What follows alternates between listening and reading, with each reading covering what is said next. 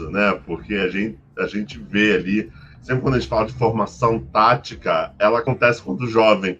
E ensinar já marmanjos, vamos dizer assim, não é uma coisa tão simples, né? Explicar para eles que o que eles sempre fizeram, olha, não era a melhor maneira.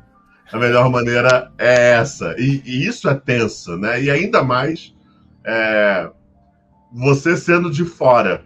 Acredito que por mais admiração que o angolano deve ter do brasileiro, da cultura, mas no dia a dia a gente sabe que não é tão bem assim. Tipo assim, quem é você? Você chegou agora? Tipo, tá querendo falar que eu sempre pontuei assim, agora eu não pontuo mais. Isso imagino que deve ser tenso. Tem alguma característica que você viu da Ball League, de uma forma geral, tá?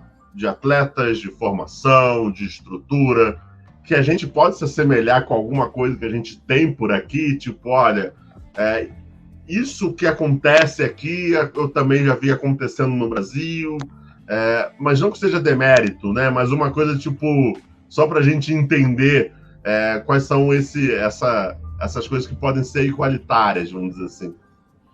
Bom, antes só deixa eu pegar esse primeiro gancho aí que você falou. Você pegou num ponto que esse foi o ponto que eu mais tive que trabalhar internamente, né, comigo mesmo, porque foi a maior dificuldade que eu tive aqui. Apesar de você saber o caminho, você fazer com que eles possam ir por esse caminho já é outra coisa.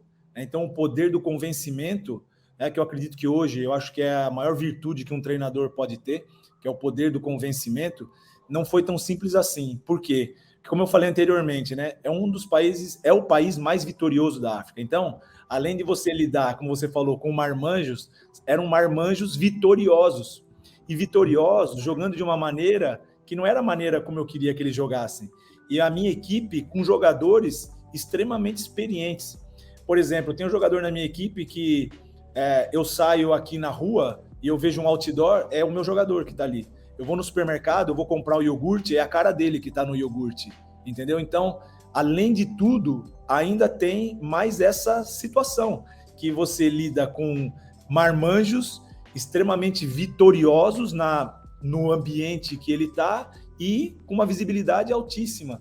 E você convencer de que a sua maneira, que é diferente da maneira como ele pensa, é uma maneira que pode levar ele a ter um êxito maior, cara, não foi fácil, não foi fácil mesmo. Esse foi o ponto mais que eu tive e tenho ainda um pouco, né? Agora muito menos, dificuldade, que é o poder do convencimento. Mas agora, como a gente já também, dessa forma que a gente fez, a gente já teve resultados, está tendo resultados, então acaba você tendo um pouco mais de poder de convencimento também.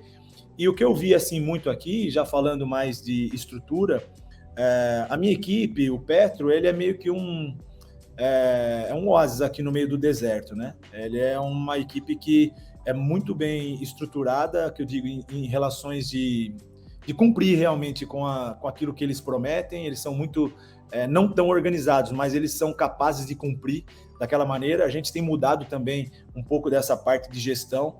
A gente tem, quando eu comecei também aqui, eles colocaram um GM que até então era jogador, tinha jogado até a Copa do Mundo por Angola, na Copa do Mundo da China. Ele foi jogador da seleção e o Petro já viu que ele já estava mais no final de carreira, deu oportunidade para ele ser um gestor e colocou ele como GM. Então, meio que ele foi muito solícito assim de poder escutar as coisas que a gente podia levar para ele, né? Também para que pudesse acrescentar na carreira dele. Então, acho que as coisas foram meio que se encaixando. E a gente viu que o Petro, dentro dessa estrutura que existe aqui, não só em Angola, mas na África, o Petro era uma exceção, né? Com muito dessa organização, porque aqui as coisas são muito complicadas.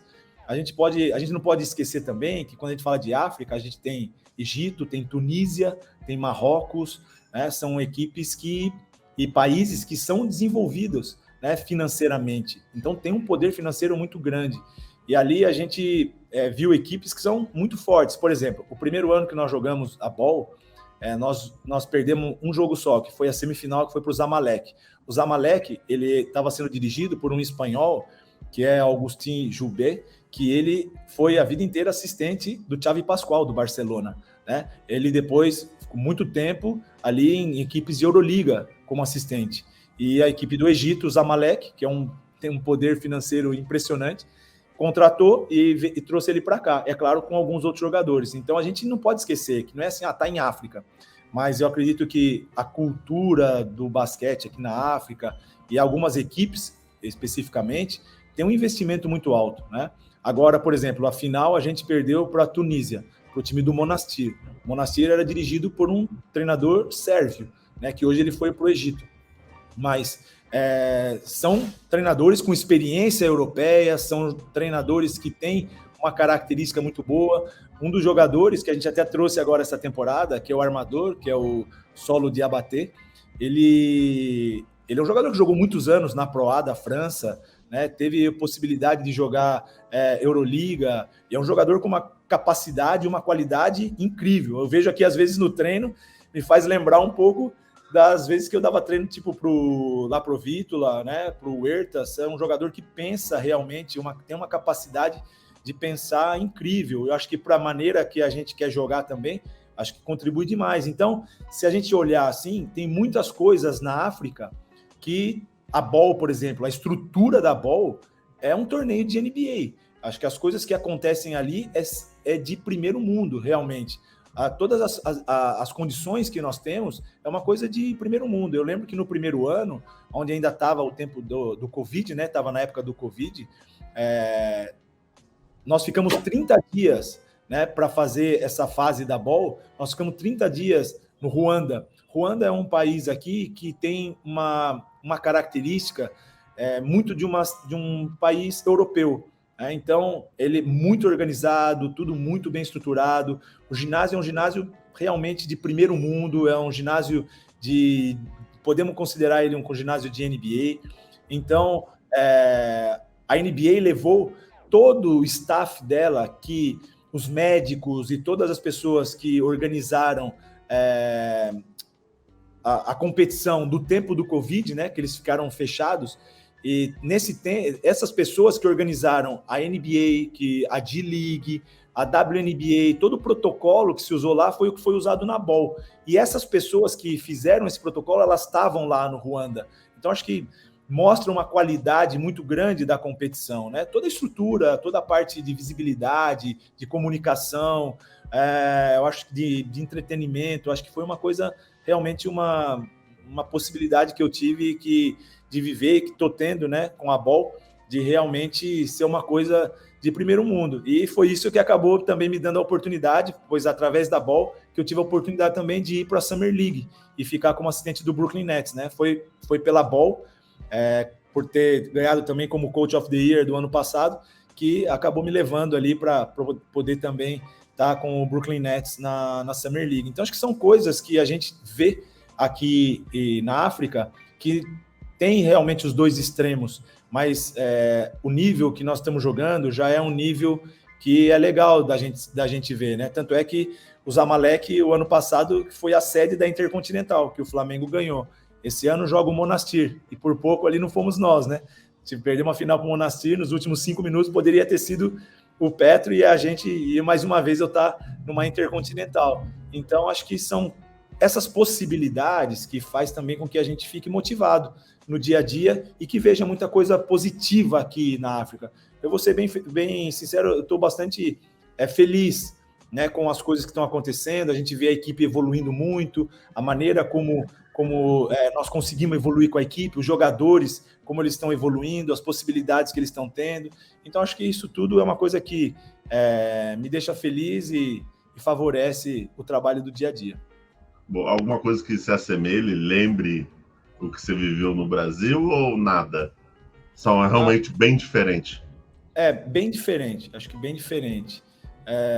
O estilo de jogo é um estilo de jogo bem diferente, a capacidade dos jogadores é bem diferente também. Eu falo muito assim pela minha equipe, né? Minha equipe eu acredito que a minha equipe é uma equipe que tem um poder de jogar hoje já mais taticamente, jogadores muito técnicos, com capacidade muito boa, assim. Então, eu acredito que é diferente a maneira como se joga, e eu tenho uma curiosidade, assim, eu queria ver como que, por exemplo, minha equipe poderia jogar o NBB e como que sairia. Eu confesso que quando eu cheguei aqui, eu até comentava com o Diego, eu acho que quando nós chegamos, eu falei, cara, eu acho que a nossa equipe, se ela jogasse o NBB, eu não sei se ela conseguiria ganhar um jogo, né? Mas eu acho que depois a gente foi trabalhando um pouco e eles também foram comprando um pouco mais a ideia, e acho que hoje a gente já consegue jogar um pouco melhor o jogo mesmo, porque antes eles jogavam basquete, eles tinham dificuldade de entender o jogo. Hoje a gente já consegue fazer um pouco mais isso.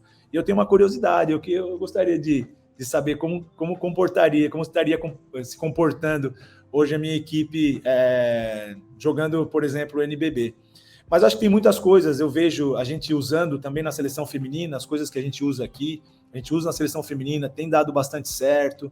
Então acho que são coisas que o basquete a gente sabe que é uma coisa só, né? Independente do continente, independente do país, independente do gênero, mas se a gente conseguir usar o potencial que a equipe tem, que cada um tem em prol da equipe, eu acho que as coisas podem dar certo, e é por esse lado que nós estamos levando. Tem uma curiosidade, sim, de poder ver como será que minha equipe se comportaria aí no NBB. A gente poderia ver um tour aí do Pedro de Luanda no Brasil, né? Jogando. Eu já pensei, eu já pensei nisso, inclusive a gente já conversou aqui internamente. Angola sempre levou, inclusive o Petro já foi para fazer um tour no Brasil, né, de preparação, eles chamam aqui estágio, né? A gente vai fazer agora, mas a gente teve umas possibilidades assim, a gente acho que vai para a Europa para preparar para a BOL. Então, a gente vai usar aí esse espaço da janela aqui para a competição, para que a gente possa ir, né? Não durante a competição, porque nós temos muitos jogadores que servem à seleção, e eles vão estar disponíveis para a seleção.